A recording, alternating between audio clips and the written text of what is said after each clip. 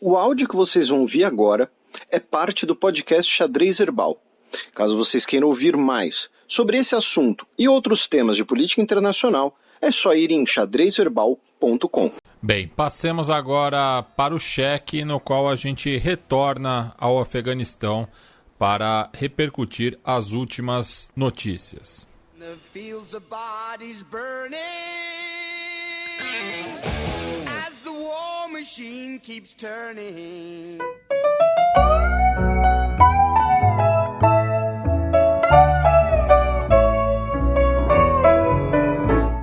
Cheque. Y el cafillo donde estaba cuando caíste en desgracia, el que siempre acompañaba tus momentos de viudez. Daesh ataca aeroporto de Cabul e deixa mais de 180 mortos e trava a retirada do Afeganistão. Pois é, né, meu caro Matias? Tivemos esse atentado no que foi ontem, né, dia 26 de agosto, horário local, 10 para 6 da tarde, ou seja, início da tarde de quinta-feira, dia 26, aqui no Brasil. Mandar aqui um abraço pro nosso querido amigo, colega e, no meu caso, professor, né, Tanguy Bagdadi, que inclusive comentou justamente isso, a possibilidade, né, de um atentado em meio àquela multidão que se aglomerava, né? A pandemia deixou a gente meio burro, né? O meu vocabulário está reduzido à aglomeração, sei lá. Então, a todas aquelas pessoas que se aglomeravam no aeroporto tentando sair do país. Também mandar um abraço aí a todos os nossos ouvintes, que muitos deles comentaram, né, que graças ao nosso trabalho, ao trabalho do Tanguy também, sabiam que o Daesh ainda existe, né, especialmente no Afeganistão. A gente sempre comentou aqui os vários atentados que ocorreram, especialmente contra as minorias xiitas. Teve uma ouvinte nossa no Twitter que comentou que lá em janeiro, né, a gente falou assim, algo está ocorrendo no Afeganistão, porque é muita coisa coordenada ao mesmo tempo, então algo está ocorrendo. E então, a autoria desse atentado é mais crível, né? Porque a gente chegou em algum momento até a ironizar o Daesh, né? Que passava por um problema de relações públicas, isso é sério, porque justamente tentava assinar a autoria de atentados do qual ele não tinha participado, né? Porque justamente estava sofrendo muito com a contra-ofensiva, principalmente na Síria. Exatamente, né? Aquela coisa de operação de marketing mesmo. Então, eu estou agradecendo essas pessoas, não por uma plaquinha de eu já saber nem nada, mas porque acho que é importante a gente, né, valorizar também o carinho que a gente recebe. Então, o que aconteceu, né?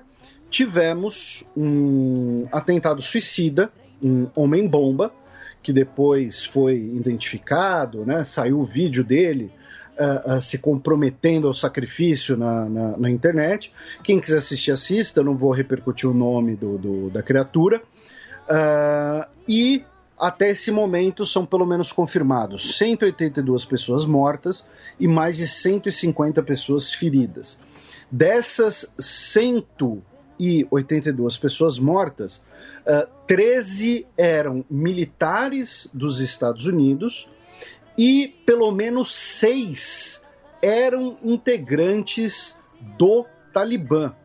Porém, alguns números, algumas fontes falam que seriam até 30 integrantes do Talibã, tá? Esses 13 militares mortos dos Estados Unidos foram as primeiras baixas dos Estados Unidos no Afeganistão desde fevereiro de 2020, tá? E os outros mortos, obviamente, a maioria dos mortos foram civis afegãos, como sempre, né? Então, eles que são os que mais morreram nos últimos tempos. Lembrando, o Daesh, né, o auto-intitulado Estado Islâmico, eles vão realizar ataques na França, no Reino Unido e tal. Porém, nesse tempo todo, as maiores vítimas deles foram sírios, iraquianos e afegãos. Nem tem comparação, os números. Então, tivemos esse atentado, e esse atentado acabou gerando algumas consequências. Algumas mais de curto prazo, outras mais de longo prazo. Então, uma consequência de curto prazo, por exemplo, que a gente vai até comentar no Breaking News, é que o presidente dos Estados Unidos, Joe Biden, ele iria receber o primeiro-ministro israelense, Naftali Bennett, na quinta-feira, desculpem, e a Angela Merkel iria fazer mais uma viagem na sua tour de despedida, e ambos os compromissos foram adiados. Outra consequência de curto prazo foi que o Antônio Guterres, secretário-geral da ONU, solicitou uma reunião de emergência do Conselho de Segurança da ONU. Tá? A principal consequência de curto prazo, entretanto, foi que a operação, né, de evacuar essas pessoas vulneráveis no Afeganistão acabou sendo suspensa, né, acabou sendo, em parte dela, paralisada, e, entre aspas, atrapalhada, né? Foi afetada, com pessoas que poderiam já ter sido retiradas do Afeganistão, ainda estão lá, eventualmente correndo risco de vida. Eu já vou falar mais sobre essa questão do risco de vida por conta de uma coisa bizarra que aconteceu. Uma consequência de médio, longo prazo, entretanto, que pode... tem duas possibilidades. Uma delas não é nenhuma possibilidade, é uma quase certeza, né? É que os Estados Unidos vai voltar a realizar operações militares no Afeganistão. O que volta ao raciocínio que a gente já expõe várias vezes aqui. Uma retirada desastrada impôs uma necessidade de, entre aspas, voltar, que poderia ter sido evitada com uma operação mais bem feita e, principalmente, se não tivesse um acordo de paz com o Talibã. Mas Felipe, o que você quer então? Para você que não ouviu programas mais antigos ou não acompanha no Twitter, o que sempre foi defendido aqui no programa é que um acordo de paz precisava passar pela desmobilização do Talibã, não pelo reconhecimento, pela legitimação do Talibã, que foi o que o governo Trump fez. Né? Então agora, o Joe Biden, né, ele deu uma declaração bastante emocionado, disse que vão caçá-los até o fim e fazer pagar, né, as pessoas que realizaram esse ataque, que mataram esses soldados. Não vamos perdoar, não vamos esquecer. Então assim, ok, você vai ter o retorno de operações militares, sendo que meio que a retirada do Afeganistão, a ideia seria, né, parar isso. Lembrando que o Joe Biden teve um filho que serviu nos Estados Unidos e que depois morreu, que serviu no Afeganistão e que depois morreu nos Estados Unidos. Né? Ele não morreu na guerra, mas ele perdeu um filho que serviu no Afeganistão, embora não conectado diretamente. A segunda consequência, e que aí é a mais surreal de todas, é que pelos interesses envolvidos, pelas conveniências envolvidas, é possível que os Estados Unidos crie uma espécie de cooperação, uma aliança pontual, insólita, com o Talibã. É surreal, porque aí vamos lembrar para os nossos ouvintes, né?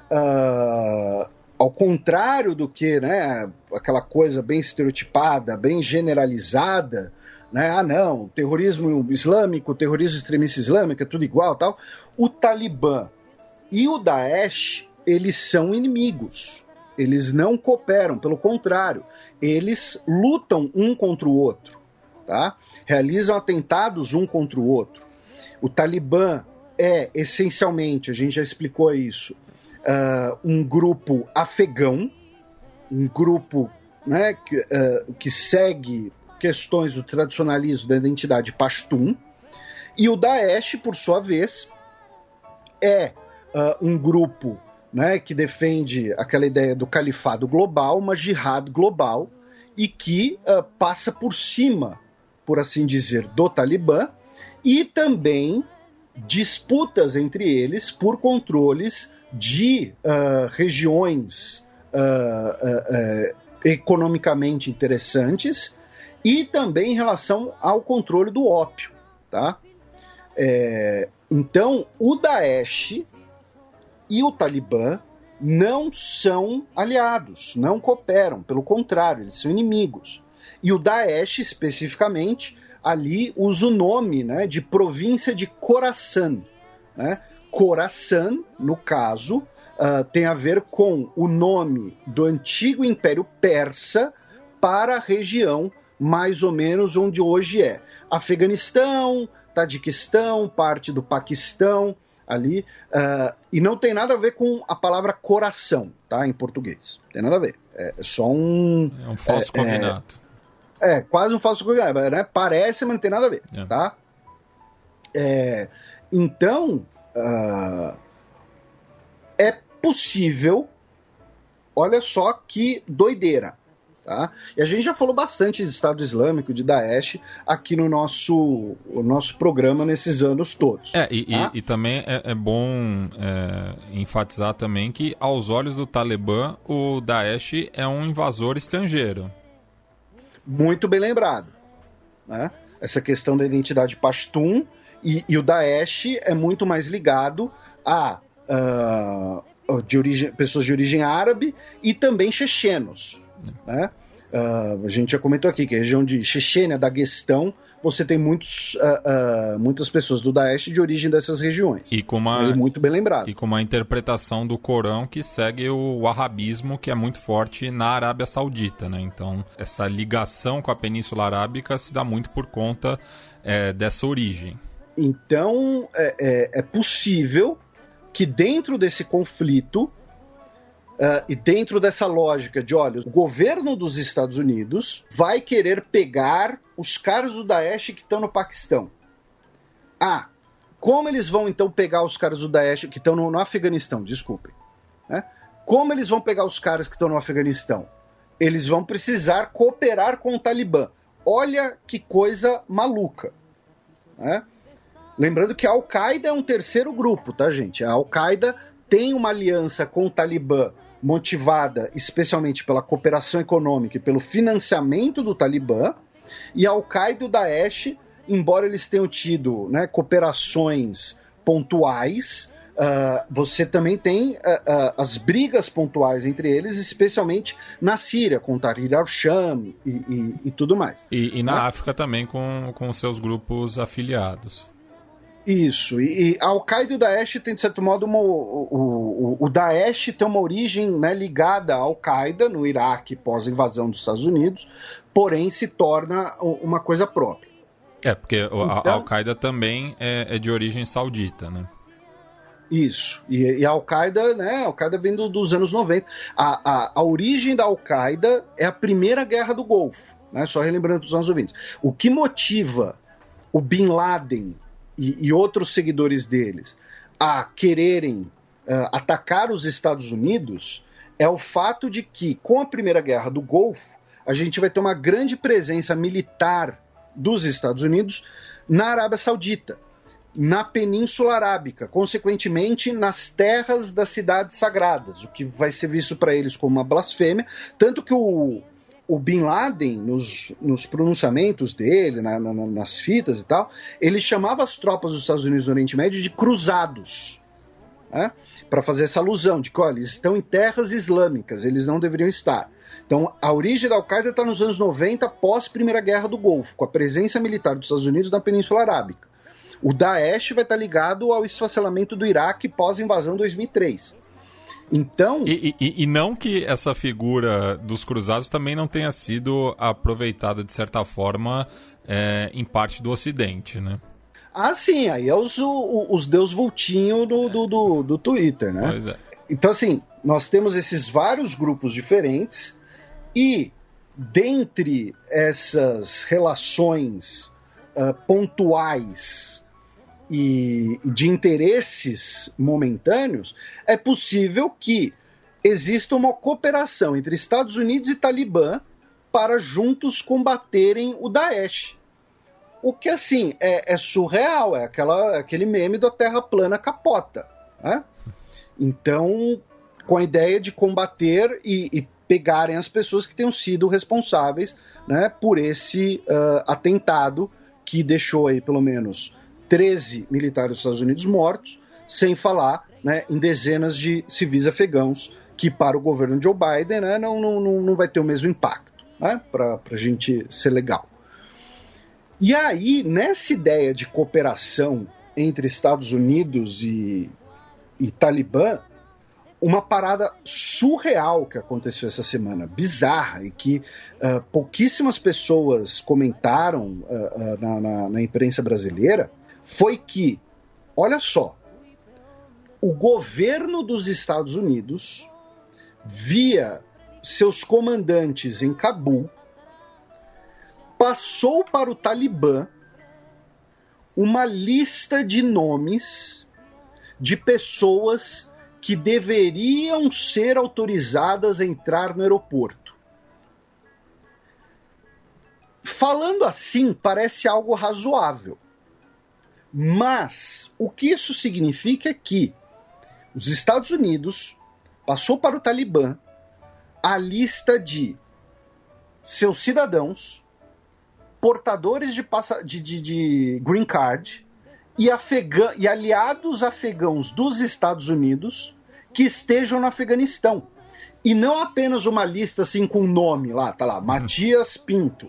Não, nome, digitais, assim, a informação das pessoas. E o que significa? Significa que essa pessoa, né, na cabeça dessas autoridades dos Estados Unidos, a pessoa está indo lá para o aeroporto de Cabul, aí ela passa num checkpoint do Talibã. Ela vai falar, meu nome é Zé das Couves, tá aí, ó. Aí o cara do Talibã vai olhar na lista e falar, Zé das Couves, ok, pode passar. Ao mesmo tempo, isso significa que a hora que os Estados Unidos forem embora, as pessoas que não conseguiram embarcar e que estavam nessa lista, o Talibã vai chegar e falar, então quer dizer que você colaborou com os Estados Unidos? A gente está aqui na sua lista. Quer dizer que as famílias dessas pessoas vão poder ser acossadas também. Então, assim, é surreal que o governo dos Estados Unidos forneceu uma lista que depois vai se tornar, basicamente, uma lista de pessoas e de famílias que podem ser perseguidas. Aí o Joe Biden, na entrevista coletiva. E assim, nesse caso vamos até elogiar, porque semana passada o Joe Biden só falou abobrinha e se comportou que nem um bundão. Nessa semana, pelo menos, ele deu uma entrevista coletiva e respondeu as perguntas. Ele deu umas respostas meio toscas, mas ele respondeu perguntas. Ele não pegou... E outra coisa que a gente esqueceu de criticar o Biden também é de que ele tirou férias nos últimos dias também, né? Quando a merda já estava feita, ele achou que era de bom tom tirar uns dias de descanso. Pois é. A gente continua, né, com... o comentário que você fez sobre os glúteos do Joe Biden no último programa, inclusive que gerou uma resposta do ex-presidente brasileiro Luiz Inácio Lula da Silva, né, ele querendo mostrar que está fazendo leg press, né? Então tá aí, estamos falando de atributos físicos de idosos, esse é o ponto em que chegamos em 2021, todo respeito aos nossos ouvintes idosos.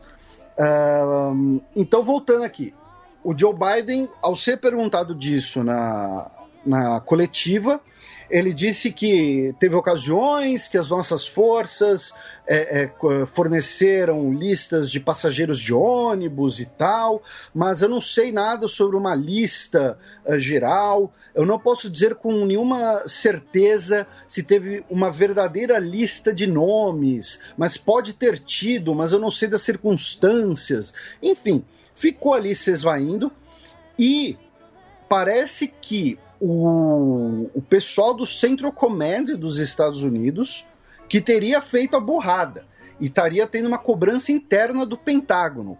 ou vice-versa. O pessoal do Comando Central não queria fornecer e foram obrigados pelo Pentágono. Tem as duas hipóteses sendo veiculadas na imprensa dos Estados Unidos. Tá?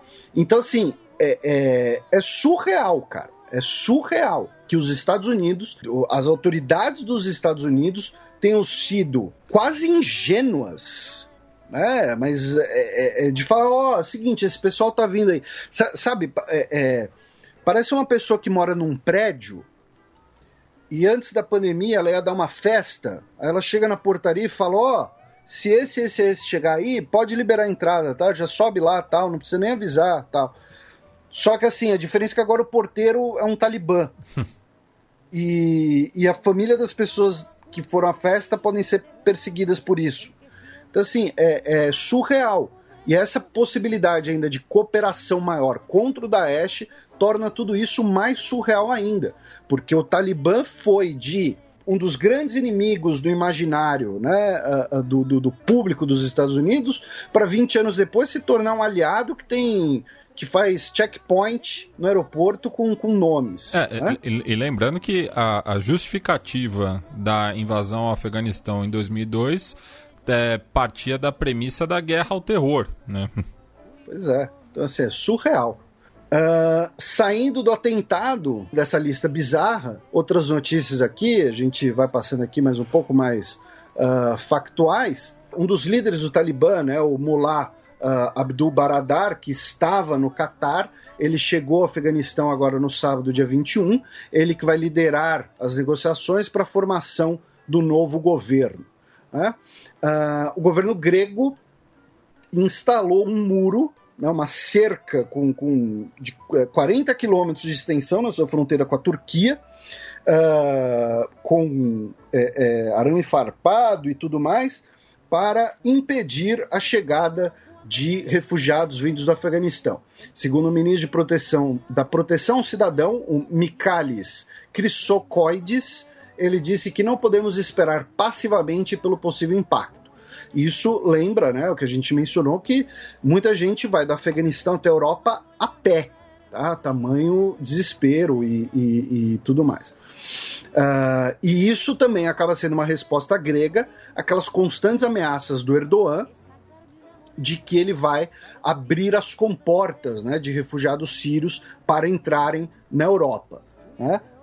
Importante também colocar isso em questão. A Turquia que se ofereceu para controlar, gerenciar o aeroporto de Cabul. Né? Os Estados Unidos, como parte da retirada, pela terceira vez na sua história, mobilizou a Civil Reserve Air Fleet, né, a frota reserva civil, que é basicamente o governo dos Estados Unidos, por lei, tem o direito de exigir que empresas aéreas usem seus aviões para transportar pessoas de acordo com os desígnios do governo. Ela foi criada depois da ponte aérea de Berlim, na década de 1950, e foi ativada agora pela terceira vez. Tá? E aí o que acontece? As empresas aéreas, tipo American Airlines, sabe, Delta Airlines, tem que ceder voos para transportar, seja tropas, refugiados, enfim, quem for. Além dos mortos no atentado, o número de pessoas mortas no aeroporto subiu a 20, tá? Com pessoas sufocadas, pessoas pisoteadas e pelo menos uma pessoa que morreu ferida a bala. Tá? Então, ainda temos essas outras 20 pessoas mortas. O governo neerlandês aumentou sua presença militar no aeroporto para terminar a evacuação das pessoas. Um caso que muita gente nos marcou pedindo, né, o veredito da nossa querida Ana Luísa de Moraes Campos, porque uma mulher afegã deu à luz a uma menina numa base aérea dos Estados Unidos, em Ramstein, na Alemanha. Tá? Num voo militar dos Estados Unidos. Então, assim, qual a nacionalidade da menina? Porque ela nasceu na Alemanha, mas a bordo do avião dos Estados Unidos, a mãe é afegã, então ela vai ter aí todos os passaportes do mundo. Brincadeira, não sei.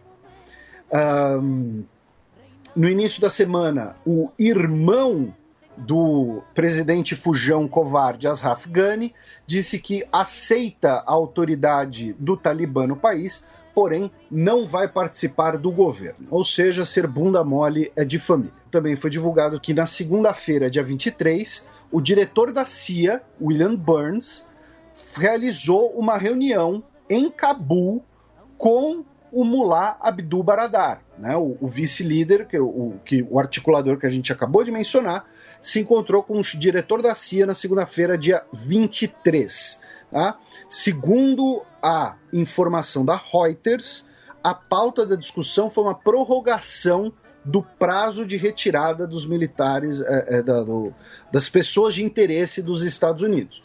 Porém, com o atentado à bomba que ocorreu na quinta-feira, não sei como vai ficar essa questão. O G7, inclusive, pediu em reunião para que os Estados Unidos trabalhassem para a prorrogação do prazo. Também tivemos a notícia de que um afegão que chegou em Birmingham, parte de um voo do Reino Unido, ele estava numa lista de no-fly, né, por envolvimento com terrorismo, e ele a sua identidade foi sinalizada no processo de checagem, e assim que ele chegou em Birmingham, ele foi preso. Tá? Não sei se ele vai ser deportado de volta para o Afeganistão, se ele vai ficar preso no Reino Unido, e não foi revelada a identidade da pessoa. Tá? 2 congressistas dos Estados Unidos, o Peter Meijer, republicano de Michigan, e também o Seth Moulton, democrata de Massachusetts, ambos viajaram a Cabul para supervisionar a evacuação, e por conta disso a Nancy Pelosi, a chefe, a líder da Câmara de Deputados dos Estados Unidos, emitiu um alerta pedindo para que nenhum congressista viaje ao Afeganistão por conta própria. Então, assim, para mim eles foram lá para aparecer, para falar, estamos aqui, estamos cuidando, para aparecer para o seu eleitorado, enfim. O Xi Jinping se encontrou com o Vladimir Putin, tá, na quarta-feira, dia 25, e conversaram, inclusive, sobre a necessidade de conter ameaças terroristas vindas do Afeganistão e a necessidade que o Talibã exerça o poder com moderação e forme um governo inclusivo. Tá? E aí eu vou ser babaca, porque o comunicado da conversa fala o quê? Que uma das prioridades é prevenir a propagação da instabilidade para as regiões vizinhas. Então, novamente, é o que eu falei sobre a China. A China estará interessada em estabilidade no Afeganistão. O que a China não quer é que o problema do Afeganistão extrapole as suas fronteiras. Talibã da porta para dentro, dane-se. Mais ou menos o mesmo raciocínio que é em Mianmar. Tá? O que a junta militar fizer da porta para dentro, dane-se. Uma matéria do New York Times, muito interessante a leitura, fica a recomendação, sobre o fato de que 6 jornalistas do New York Times conseguiram sair do Afeganistão com cooperação do México. Tá? E o ministro de Relações Exteriores mexicano falou uma coisa que o Matias sempre frisa aqui no programa, que é uma tradição nacional do México de ajudar as pessoas que precisam de vistos humanitários, de asilos políticos, e essas pessoas, elas não eram cidadãos dos Estados Unidos, eram afegãos e suas famílias que colaboraram com o jornal no Afeganistão. Não sei se, trabalhava na redação, se eram fontes, intérpretes, motoristas, imagino que todo esse tipo de pessoal.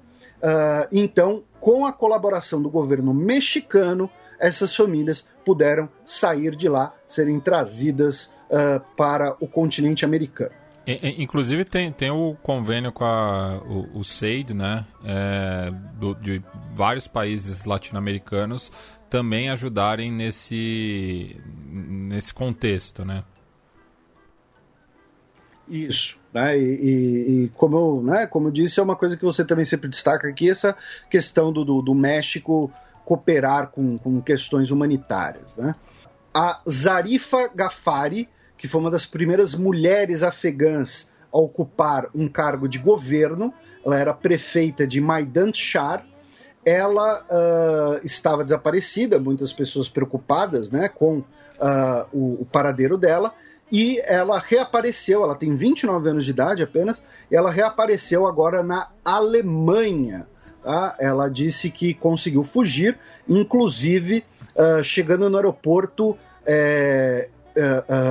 contrabandeada, né, dentro, não é nem do porta-malas do carro. Sabe aqueles carros que o banco de trás ele rebate, e aí você consegue colocar coisas dentro do banco? Segundo ela foi, chegou no aeroporto contrabandeada dentro do banco de trás do carro, e de lá conseguiu ir para a Alemanha.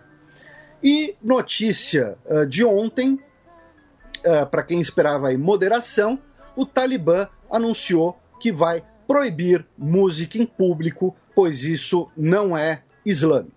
Tá? Lembrando que o Talibã, no primeiro mirado, também proibia música em público, proibia bater palmas, proibia qualquer tipo de festejo em público, e é uma coisa, né, completamente surreal, até porque você tem várias danças e músicas típicas do Afeganistão e dos Pashtuns, né, que são ali um patrimônio cultural da região.